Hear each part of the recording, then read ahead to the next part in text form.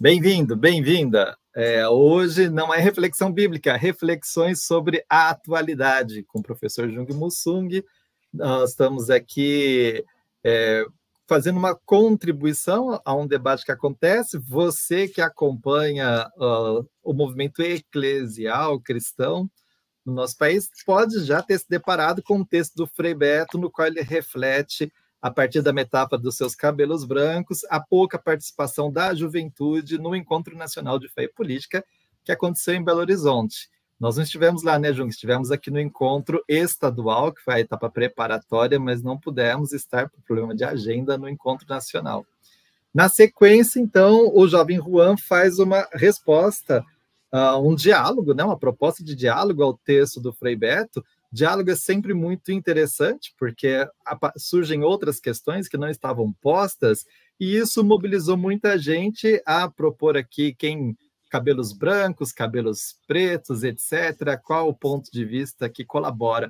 Na verdade, o diálogo em si, na minha opinião, é quem colabora para que a gente possa levantar algumas questões que são importantes e caras ao movimento eclesial, em especial, dentro da nossa tradição aqui do nosso canal, o cristianismo de libertação enquanto movimento social, que é a base e o antecedente da teologia da libertação.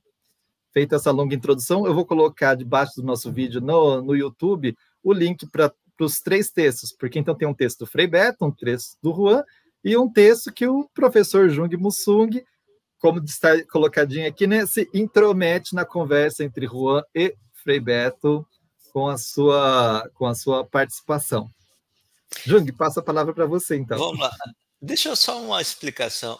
Meu filho perguntou uma vez: você agora está lendo isso? Quer dizer, no vídeos do Evangelho, outras coisas, é improviso. Esse aqui, normalmente, para ter um tempo bem curto, eu leio e faço alguns comentários. Feito a introdução, a explicação, vamos lá, eu vou ler e comentar alguma coisa. Então, o texto é assim: motivado pelo artigo corajoso e inspirador de Juan de Oliveira Gomes, que tem o título Pois é, filho of Frei Beto, né, resolvi, sem receber convite, participar dessa conversa. Se Frei Beto tem cabelos brancos e Juan tem cabelos pretos, eu quase não tenho cabelos e os que ainda restam são uma mistura de preto e branco. Brincadeira. Atrás é preto, tá? Quem vê só na frente é meio branco ciso. Mas atrás é preto. Sou da geração do cristianismo de libertação, que leu com paixão livros de Gutiérrez, Assmann, Comblan e outros, e viu com tristeza a queda do Muro de Berlim como símbolo da queda do socialismo, do bloco socialista, e a diminuição do entusiasmo da igreja, particularmente católica, com as comunidades de base e as práticas e pastorais de libertação. Tomo a liberdade de tratar Juan como primeiro nome, porque mesmo sem eu conhecê-lo pessoalmente, sinto-me companheiro da mesma luta e da mesma tradição do cristianismo de libertação. E do artigo ou da carta dele, quero destacar 3 pontos para a conversa. A primeira questão é o tema do fim das narrativas e a pouca presença dos jovens no 12º Encontro Nacional de Fé e Política, que foi em Belo Horizonte, no começo de abril. Fato comentado pelo Frei Beto. Nenhuma sociedade vive sem uma metanarrativa que lhe dê sentido e a direção a seguir. Isto é, sem um mito, o mito fundante da sociedade, que mobilize a sociedade. O que aconteceu é que as metanarrativas da modernidade, especialmente a narrativa do mito do progresso, em particular da esquerda, perderam a capacidade de aglutinar grupos e foram substituídas pelas metanarrativas ou pelo mito do mercado livre do neoliberalismo. Ou, nos grupos críticos ao sistema, um outro mito, por exemplo, o da política de identidade, o tema central da questão da identidade hoje no campo da esquerda. E qual é a metanarrativa que moveu e ainda move a esquerda cristã de cabelos brancos? talvez seja que Deus está conosco e que a libertação dos pobres está garantida e vai chegar? Será essa, mesmo que demore, essa libertação chegará? Essa expectativa parece quase como a certeza dos crentes, entre aspas, de que Jesus vai voltar. O que eu quero chamar a atenção é que tem duas formas de falar de uma mesma expectativa. Ou a libertação vai chegar, ou o crente, ou Jesus vai voltar e vai fazer a libertação, que é muito parecido. O problema dessa fé, entre aspas, na libertação plena é que não nos permite ver a realidade histórica contraditória. E o mais importante, ver os sinais de libertação, sempre parciais, mas libertações concretas na nossa história. Quem usa regras muito grandes ou erradas, não corretas, não consegue avaliar o objeto de estudo, da análise e avaliar corretamente o que está acontecendo. Para vermos esses novos sinais, que na teologia de libertação chamávamos de sinais do reino de Deus entre nós, precisamos de novas teorias sociais e teológicas, pois a realidade não é vista, mas interpretada. Isto é, a visão da realidade passa pela linguagem e estrutura teórica. Talvez entre os motivos de pouca presença dos jovens no encontro e do próprio discurso do Fé e Política, seja que o mundo e a cultura dominante mudaram e não temos ainda uma nova metanarrativa para interpretar e mobilizar os grupos. Isso nos traz ao segundo tema. Há uma pergunta de Juan. Ele pergunta: ainda há teólogos de libertação? Fecha aspas. Obviamente, temos muito menos do que antes.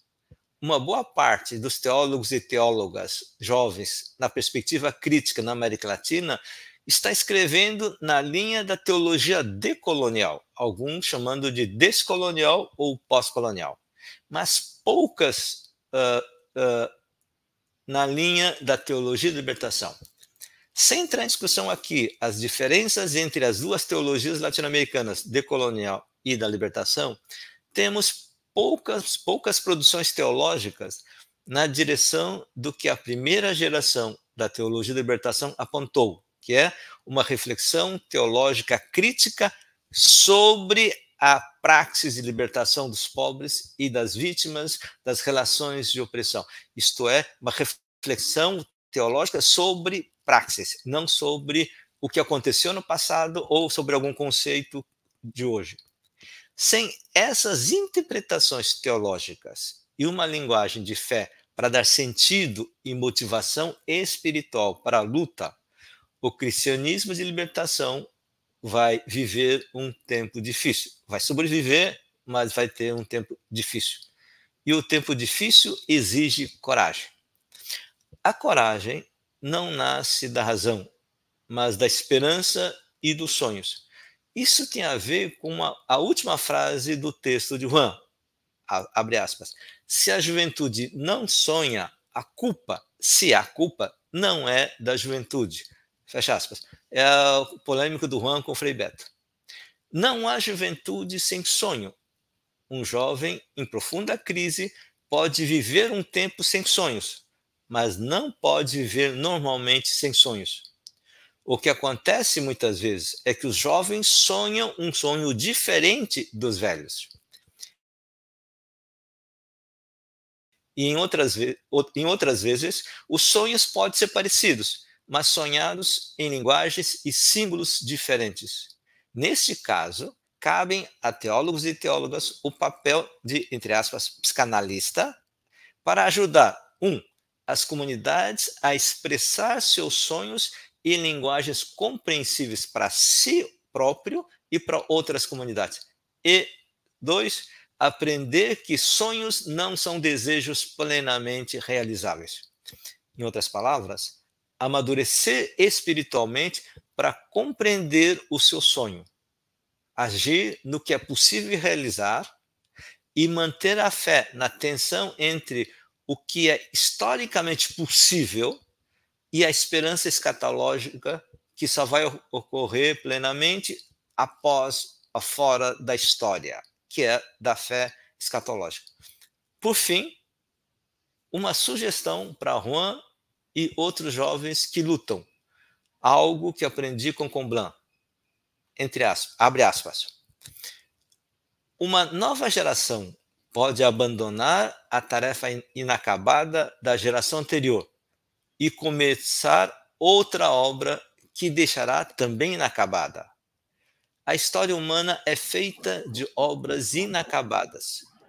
Não podemos ter a ambição de pensar que as gerações seguintes vão simplesmente continuar o que fizeram as gerações anteriores. Isto não pode impedir o movimento em vista das mudanças necessárias. Fecha aspas. Como nota, essa citação do Freiberg, do Comblan, é de um texto, de um curso que ele deu em São Paulo, no CEPIS, em 2007. Então, no fundo, o que eu quero chamar a atenção é que Comblan estava discutindo já a crise da teolibertação e a nova geração, ou a necessidade da nova geração. E aí esse tema de que cada geração tem que responder às seus desafios, não repetir ou manter o que é do passado. É isto. Fala, Alan. Hoje eu não tinha lido o texto, então fui anotando aqui, enquanto o Jung dizia, né? Graças a Deus nós temos o IHU, que publica textos como estes, dessa polêmica, né? E outros que nos permitem fazer uma reflexão cristã da realidade, e a gente faz aqui essa versão discutida. Primeira coisa, vou pegar o finalzinho, obras inacabadas, as lutas inacabadas, né? O Walter Benjamin, que é um dos autores que eu leio com atenção, ele dizia que a gente se torna herdeiro de lutas inacabadas que por vezes nem tinham nada a ver com a gente, mas elas continuam como presença de uma herança, né? Eu acho que o tema da formação de novas gerações, ele é um tema importantíssimo, não só para o cristianismo de libertação, mas para todos os movimentos alternativos contestadores e que desejam transformar a realidade. É um tema muito importante. Para mim, o Comblan foi um dos caras que pôs muitas perguntas sobre como é que a gente forma, no sentido de não pôr na forma e que não seja mera transmissão, porque a gente transmite um compromisso, a gente transmite um testemunho, né? Mas a gente não transmite um conjunto completo, um pacote acabado, né? Isso já está na nossa tradição. Jung, eu destaco duas coisas que você falou, assim, como muito, muito importantes. Primeiro, que você fala da mudança das condições, da condição que a gente vive, das metanarrativas, né? Acho que esse é um tema a partir do qual a gente precisa pensar essa polêmica, né?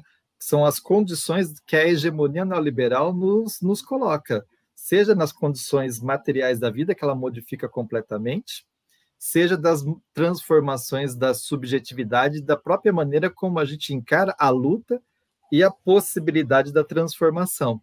Aqui, quando você pergunta, é um sonho diferente ou um sonho parecido? Eu tenho a impressão que são as duas coisas, elas estão presentes e a gente forma novas gerações, né? Só que a gente se pergunta, a teologia da libertação, enquanto uma teologia a partir das lutas para transformar radicalmente a vida que a gente tem, então, se nós formos olhar, a gente poderia, para diferenciar um pouquinho esse olhar, né? Uma coisa é olhar para dentro da igreja, os movimentos eclesiais, outra coisa é olhar para os movimentos sociais e o nosso engajamento enquanto ação social, a outra coisa é a gente olhar para o movimento político, e eu vou dar um exemplo do movimento político, né? A gente continua formando muitos quadros, só que essas pessoas, por vezes, elas vão atuar em outros âmbitos que já não estão mais na área de influência do próprio cristianismo de libertação. Então, se nós tínhamos, por exemplo, uma figura como Erundina, temos uma figura como ela, que é inspiradora, que é um testemunho, que é... Hoje, a gente pode olhar jovens como a Sâmia Bonfim, por exemplo, que articula e mobiliza aqui em São Paulo centenas, milhares de jovens que estão em torno de muitas pautas diversas. A maior parte desses jovens, pode ter certeza, eles foram preparados para o seu compromisso com a transformação na nossa tradição, mas não encontram espaços para um agir radical dentro das estruturas eclesiais hoje, dentro dos movimentos animados pelos cristãos hoje, e encontram isso em outros lugares, né? Então, valeria a pena a gente aprofundar, e eu termino com isso, né? Eu acho que o diálogo que vocês propõem, que o Beto provoca, o Juan responde, eu não conheço o Juan ainda, talvez conheça, mas não lembro, o que você se intromete, né? Eu acho que esse debate ele é muito bom, porque ele nos provoca a aprofundar certos temas que, se a gente olhar bem, a gente pode resgatar uma tradição que passa do Paulo Freire, que passa do História e Consciência de Classe do Lucas, discutindo como é que se forma os processos da consciência revolucionária, Rosa Luxemburgo, não para concordar com eles, mas para revisitar essa tradição. E aí nós temos os nossos, né? O Comblan, Juan Luís II e outros entre os nossos que deram boas, a Ivone Gebara, que deram boas contribuições a isso, para que a gente possa, nós mesmos, pensarmos nossa época. Então, eu agradeço o debate que vocês estão provocando. Isso aí. Falei demais, né? Quando eu falo demais, o Jung nem complementa. Então, já estouramos os 15. Né? Só talvez uma propaganda, essa questão do metanarrativa, a mudança metanarrativa dos mitos, que eu falei rapidamente, eu desenvolvi com mais calma no livro A Idolatria do Dinheiro e Direitos Humanos, que discute o problema de novos mitos do neoliberalismo. Então, só para quem quiser do que está falando, e também há aqui no nosso canal e outros lugares que eu falei sobre essa questão da narrativa, o mito do neoliberalismo no YouTube. Gente, esse livro publicado pela Paulus, para mim, é um dos livros muito importantes para a gente entender a mudança dentro do próprio capitalismo e, para mim, ajuda a explicar um pouco a ascensão desse novo tipo de fascismo, a lá Bolsonaro, Trump, Orbán e outros por aí. Vale a pena ler. Gente, chegou até aqui, curte aqui o nosso canal no YouTube, acende o negócio lá do sininho, ajuda a gente a chegar em mais lugares, e agradeço muito todo mundo que está colocando algum comentáriozinho lá para ajudar a movimentar o algoritmo do canal. Tchau, tchau, gente. Até mais. Até.